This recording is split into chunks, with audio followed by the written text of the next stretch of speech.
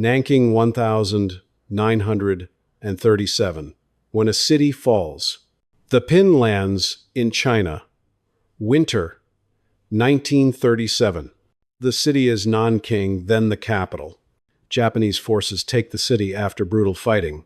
And what happens next becomes one of the most infamous atrocities of the 20th century. Because once the city falls, the violence doesn't stop. It changes targets, civilians, prisoners, families hiding behind doors that won't protect them. This is where war crimes often begin. A victory without restraint. The chaos becomes systematic. Mass killings, widespread sexual violence, looting, terror, used like a language. Even now, historians debate exact numbers. But the scale is not the debate. The scale is the horror. And here's the real lesson. When an army treats an entire population as the enemy, every act becomes justified. And the laws of war become background noise. The Holocaust, 1941-1945. The Machine, Europe.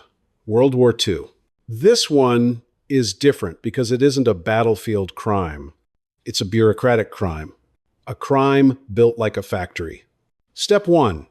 Identify a group as less than human. Step 2. Isolate them. Step 3. Turn society, paperwork, police, rail lines into a pipeline. The Holocaust is genocide and a crime against humanity, and it intersects with war crimes through mass murder, persecution, forced labor, and the execution of prisoners and civilians on a massive scale. It wasn't one decision, it was thousands. Forms stamped, doors locked, trains scheduled, lists checked, and that's what makes it terrifying, because the villain isn't only a person. It's a system that makes cruelty feel normal, efficient, even legal. After the war, the world responds with the Nuremberg trials, a blueprint for modern international justice. The message is simple. Following orders is not a shield when the orders are criminal. My Lai, 1949. The day the lie cracked. Vietnam, a village called My Lai. American soldiers enter during the Vietnam War under pressure, fear, and confusion. And what happens becomes one of the most notorious war crimes associated with the conflict. Unarmed civilians are killed. And then comes the second crime that often follows the first. The cover-up. Reports get cleaned. Language gets softened. What happened gets buried under fog of war. But the truth leaks out through witnesses, investigations, journalists, photos, and suddenly the war has a new front, the battle between what happened and what people were told happened. The case becomes a worldwide lesson in accountability, not just what soldiers do in the moment, but what institutions do after the moment. Because war crimes don't survive on violence alone. They survive on denial. Srebrenica, 25. The safe area that wasn't. Bosnia, 1995. Srebrenica is declared a UN safe area. That label is supposed to mean protection, a promise. But when Bosnian Serb forces overrun the area, that promise collapses, and thousands of Bosniak men and boys are separated and executed. This is one of the most documented atrocities in Europe since World War II, and international courts later ruled it as genocide. What makes Srebrenica haunt the world isn't only the crime. It's the proximity of help that couldn't or wouldn't arrive in time. It shows another brutal truth. A safe zone isn't safety. Safety is capability. Safety is action. Safety is a line you're willing to defend. And when that line dissolves, war crimes rush in like floodwater. Rwanda, 1994, 100 days. Rwanda, 1994. This isn't a conventional war crime story with trenches and fronts. It's mass violence exploding inside a country during a civil war context. Over roughly 100 days, extremist forces drive a genocide primarily against Tutsi, along with many moderate Hutu. This is what genocide often looks like up close.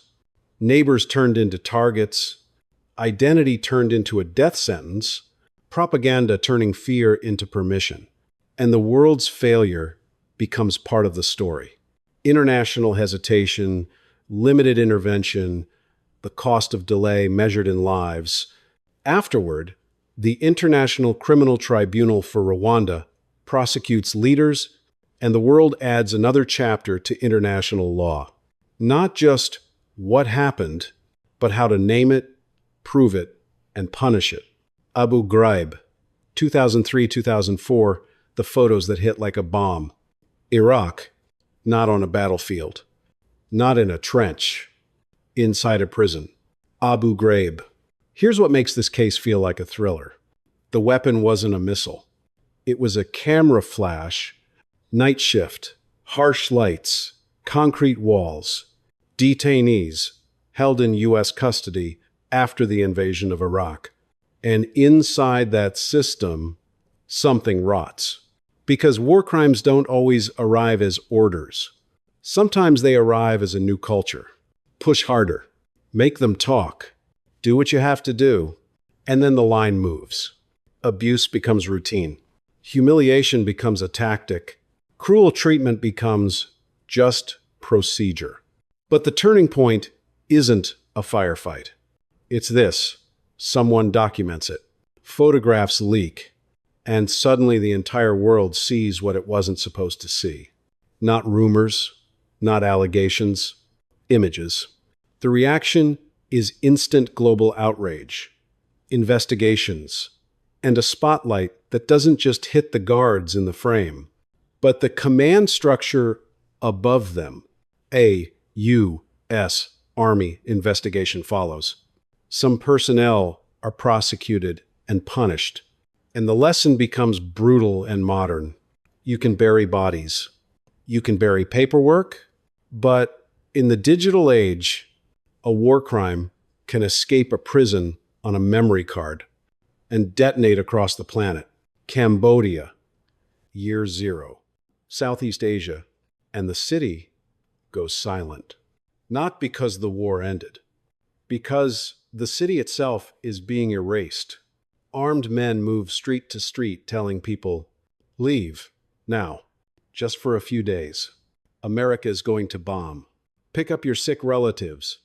Leave your homes. Leave your jobs. Leave your past. Hospitals emptied. Children carried out on bedsheets. Families marching with whatever they can hold. And that's the first warning sign of mass atrocity. When a regime doesn't just want to defeat you, it wants to rebuild reality.